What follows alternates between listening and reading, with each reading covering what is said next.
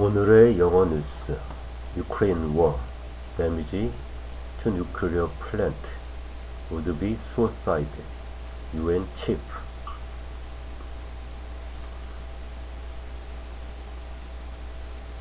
UN Secretary General Antonio Guterres has said he is gravely concerned about fighting near the Zaporizhzhia nuclear plant in southern Ukraine.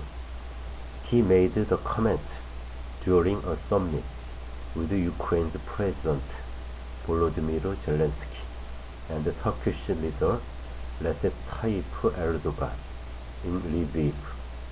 Any potential damage to Zaporizhzhia is suicide, Mr. Guterres warned. The meeting was the first between the UN chief and Mr. Zelensky since Russia launched its invasion in February. Mr. Erdogan echoed the UN chief's concerns, telling reporters that he was worried about the danger of another Chernobyl disaster erupting at the plant. In recent weeks, the area around the facility, which Russia seized in March, has come under heavy artillery fire, with both Kyiv and Moscow blaming each other for the attacks. Ahead of Thursday's meeting, Mr. Zelensky criticized deliberate Russian attacks on the power plant. Moscow is accused of turning the facility into an army base, with all three leaders urging the Russians to demilitarize the zone as soon as possible. Meanwhile, local sources in the Russian-occupied Crimean Peninsula reported a number of large explosions near the Belbek military airport. Mikhail Razvozayev,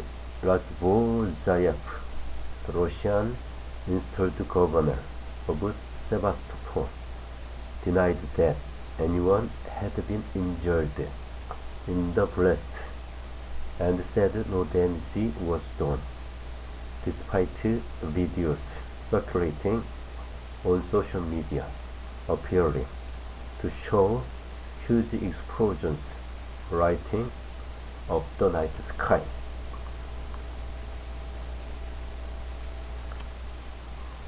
The appeals come as Ukrainian staff who are working at the plant under Russian direction warned of a potential nuclear catastrophe at the facility, saying in the past 2 weeks it has become the target of continuous military attacks.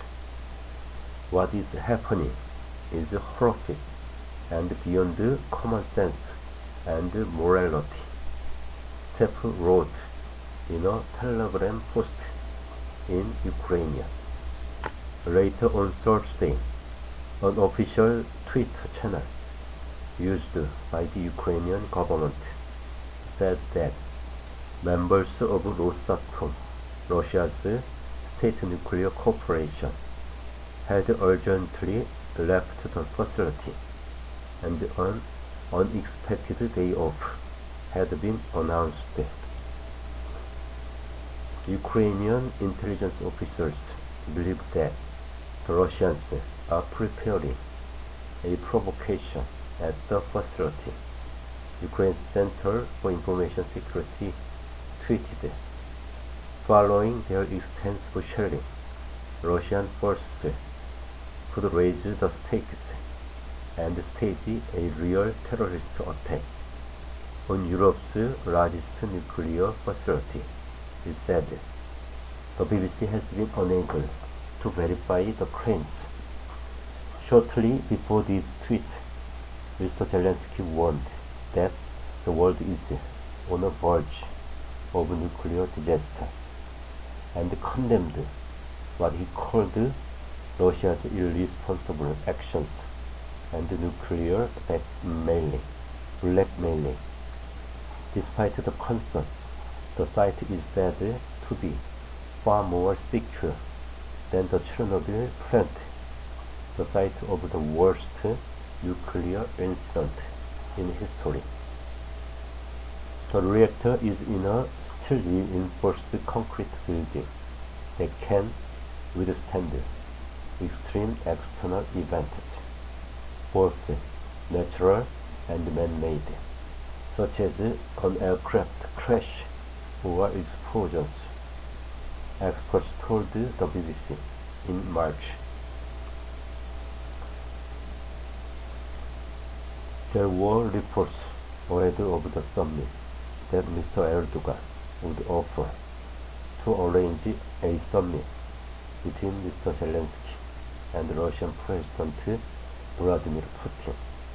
The Turkish leader maintains a close working relationship with Mr. Putin, and speaking to reporters after the meeting, Mr. Erdogan said he believed the war would come to the end at the negotiating table, while Mr. Zelensky welcomed the leader's visit and Turkey's powerful message of support. He flatly rejected suggestions that he could be in a position to broker peace talks. Mr. Zelensky told reporters that he was very surprised to hear from Mr. Erdogan that Moscow was ready for some kind of peace. There is no trust towards the Russian Federation, Mr. Zelensky said, saying that Russia must withdraw its troops first and foremost.